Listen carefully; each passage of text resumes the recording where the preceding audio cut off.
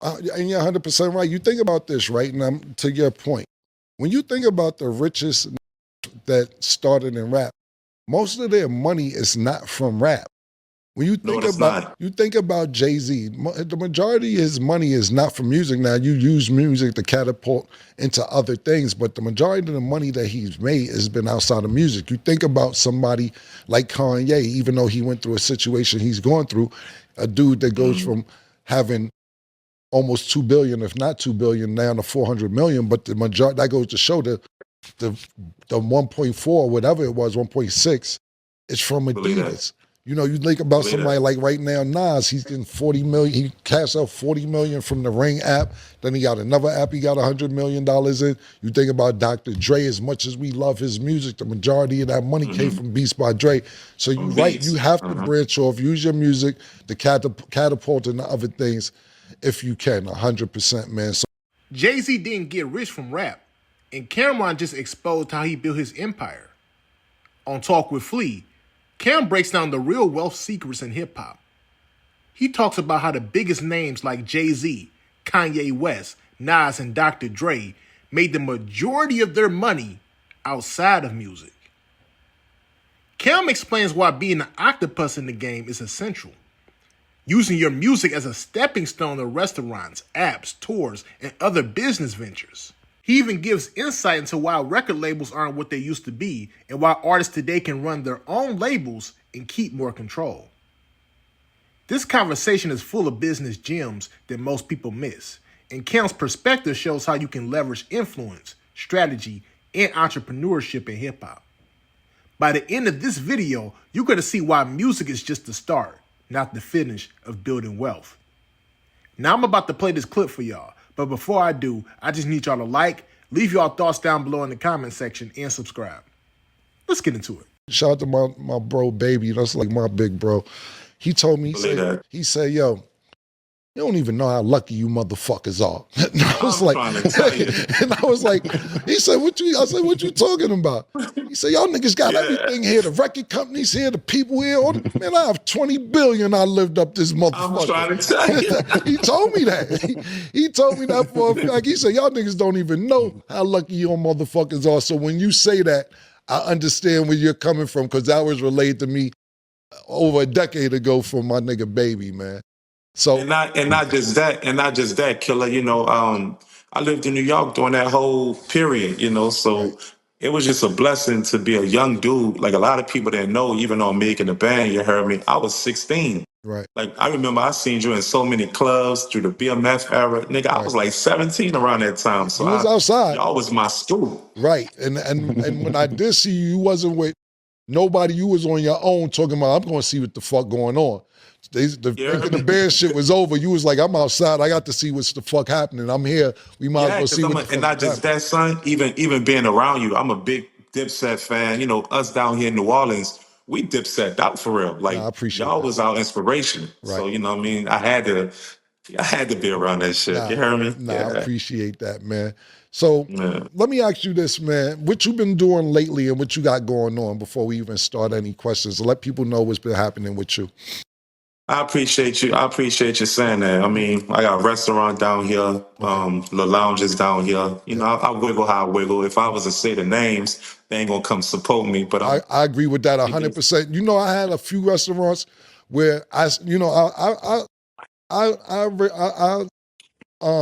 recognize that so much. I had a few spots, and when niggas found out it was mine, they throw bricks through the window, come put graffiti on it. Shit was cool until they Yep. knew it was mine. So I Yep. totally understand what you're Yep. saying, man. 100%. Yeah, so and I learned a lot from the game, bro. I learned that you got to be an octopus to survive in this. You Mhm. can't really bank on trying to be a rapper. You understand? You got to really use that as a stepping stone to create different outlets. And if you ain't thinking like that, you bound to drown. You definitely gonna lose. You putting all your eggs in one basket. Them things gonna crack. That's a You know what fact. I mean? So That's a fact. Because yeah, you think you about gotta this, right? hustle, bro. And you're 100% right. You think about this, right? And I'm to your point.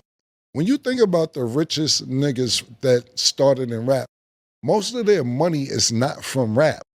When you No, think it's about not. Jay-Z, the majority of his money is not from music. Now you use music to catapult into other things, but the majority of the money that he's made has been outside of music. You think about somebody like Kanye, even though he went through a situation he's going through, a dude that goes from having almost 2 billion, if not 2 billion, down to 400 million, but the majority that goes to show the 1.4, whatever it was, 1.6, it's from Believe that. Adidas.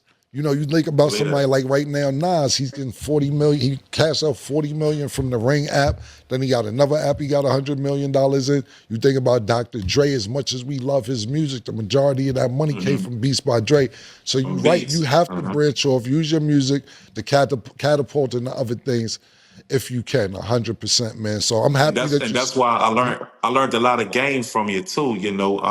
Just dropping mixtapes, dropping projects. Look, and to the artists out here, you your own label. You don't need no offense to the record labels, big ups to them, but you don't need a record label. You are your record label. You understand me? Like this a pay for hire game. So the moment you start making money from different outlets, you dig, then you'll look in the mirror and say, with the money that you got, am I worth investing that into? You know what I'm saying? No, you So ain't. You are 100% correct, and especially we're in a whole different time to where, if you're a major record label, they don't want you till you got numbers. It isn't like before where they could period. go scout talent and be like, "Yo, this nigga's gonna be the next one." Or I'm telling you this, that, Believe and that. third. What they do now, if a record label wants you, and I'm just telling this to young artists as well, 9 out of 10 Yeah. times you don't need them. You know what I'm No, saying? you don't. You don't need them No, you because they don't. only want you because you have 10 million followers, or you have X amount of Facebook friends, or you have this many friends on Twitter, or Instagram followers, or Snapchat, Yeah. or wherever. If they're going to the Yeah. analytics, and by the time they figure out exactly how much money you're making, they're probably going to offer you less or the same amount of money you're making. So to your point, 100% you don't need it. I remember years Yeah. ago, we talked about it, not real quick, because we talked about this on the last show, and Sin asked me about my relationship with Mac Miller. God bless Okay. the dead. And that's like I said, Rest in peace, Mac. yeah, rest in peace to Mac. And I was telling Sin Yeah. that, he came to my house with my studio and all that, and he was more like a cool ass nigga. We didn't really rap about music too much. We did like 3-4 songs together, but it was more about that nigga was just cool. We would vibe and chill out. And he was telling me, and the reason I'm telling me, I don't know, he's been going for a while. This damn time flies. It's maybe like 12 years ago. I don't know the exact time, but it was a long ass time ago. And we was chilling in my house, and he was saying, yo, I forget what record label it was, but a record label, he said, yo, Cam, they just offered me $5 million. I'm not taking that.